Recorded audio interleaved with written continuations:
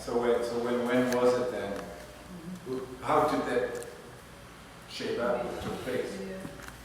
I mean, I'm going to probably equally stumble over sort of how to put a finger on it exactly, but I think you used one of my favorite words, which is mutualism, and I think that there is, just working backwards a little bit, there is an incredibly strong sense of shared need, that really, well, a lot of what we're talking about right now is the agricultural economy and food, personally,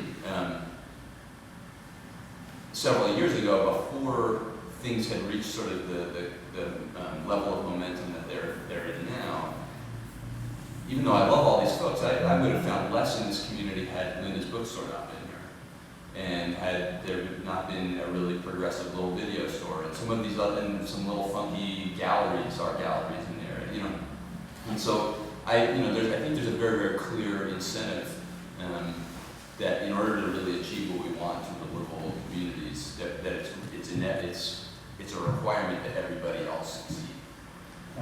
And that it's sort of cliche to like say, oh, well, we're all in this together, but literally we are, in terms of this is the community. Everybody has,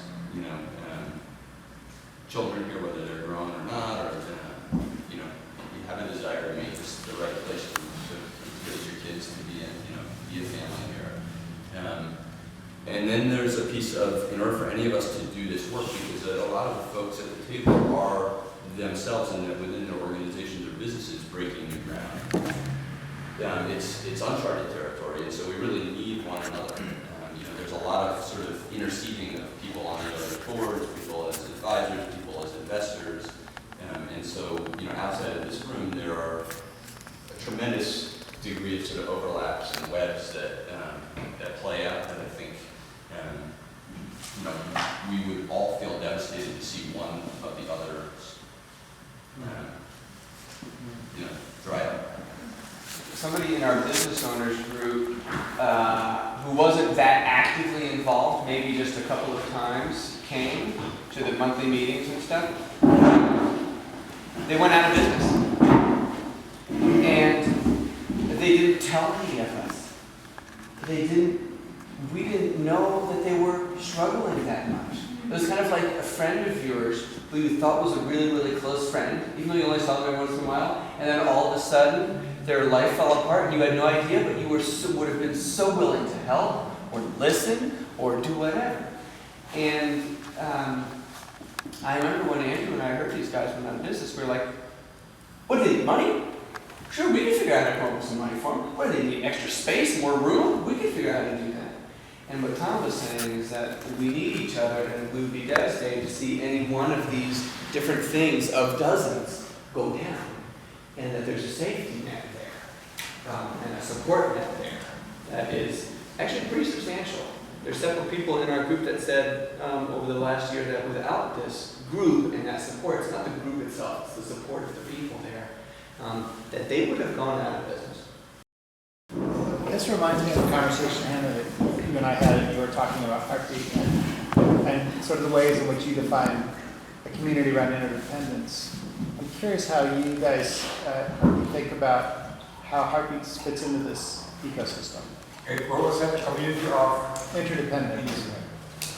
I mean, it's sort of a microcosm of what these guys are saying, right? About that. It might be nicer for someone else to talk about Heartbeat from the outside, and how you guys see Heartbeat involved in this. I feel like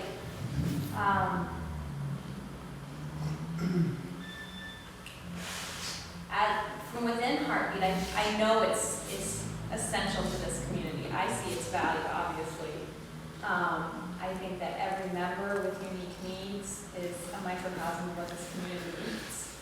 How we live and share life together with acknowledging each other's needs, which a person with unique and very obvious needs makes us do. So it's like, I feel my whole life is about learning how to care for somebody else. And that allows me to begin to understand what the wider community needs are. And it helps me filter that out. And long-term friendship. I feel like that is that's such a foundation of what's successful here. Is like I see Tom and Andrew meet and the friendship and warmth that's so obvious, you know, that's between each member of the group. And it's building, that's building. And the group offers an opportunity for that, is that mutual interest and friendship. And that to me is the biggest safety net. Because that does, you're invested. That's your investment.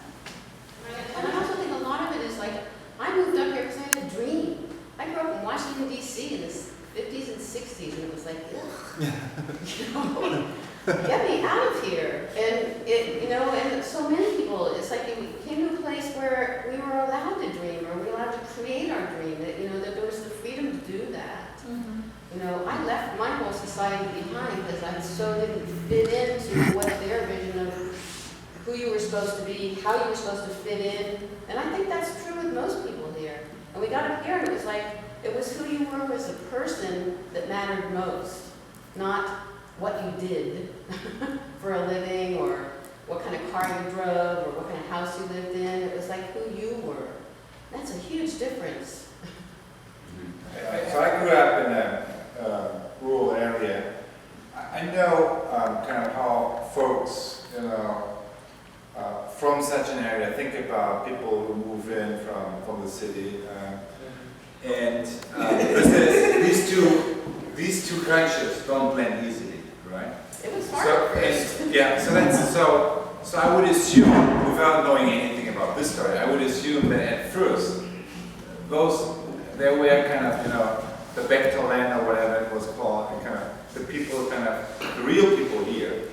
Those are two things, right?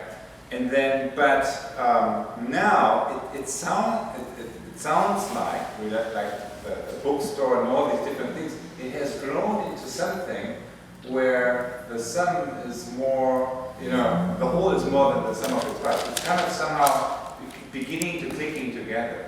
So I'm just interested whether, so what's the story from one state to another? Was there a particular event, or when was it that, you know, this,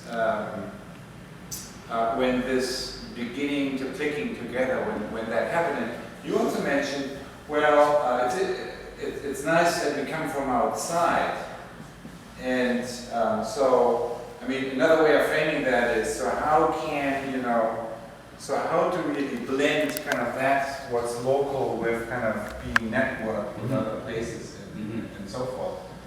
And so that I'm just interested in, you know, how this blending works, because it seems like the future has a lot to do with being local, but not local in isolation, but network with, you know, other places around the world, and being in exchange with that. I'm just interested in how that. We should have a local voice. I also think we have a long way to go with that. Yes. That's just, I mean, we're just, Rachel, I think Rachel was also speaking about we have a whole local community, and I think community lunch, like that is a great place where we're merging all the different groups of people here together. We have a local community meal every Thursday that Hardwick cooks in their local church. That's a place where there's merging, but there's sort of real efforts still needing to continue in terms of really facing the poverty of this town. Goes back to your question about Heartbeat, and I will bring this full circle. One of my inspirations at Heartbeat that I think is relevant to this issue of mutualism and what is happening is the willingness to be vulnerable, and you know, the willingness to ask for help, and the willingness to expose one's weakness so that you can actually benefit from mutual benefit. And I think, you know, I think one of the great things about Heartbeat is this sort of the really intentional way that is executed, and that does spill out to the rest of the community. And I think that part of that is also realizing that we haven't fully done that. That's not concluded work. You know, that's active work about integrating these communities fully. Some of that's just a matter of time. It's a matter of the younger generations marrying each other.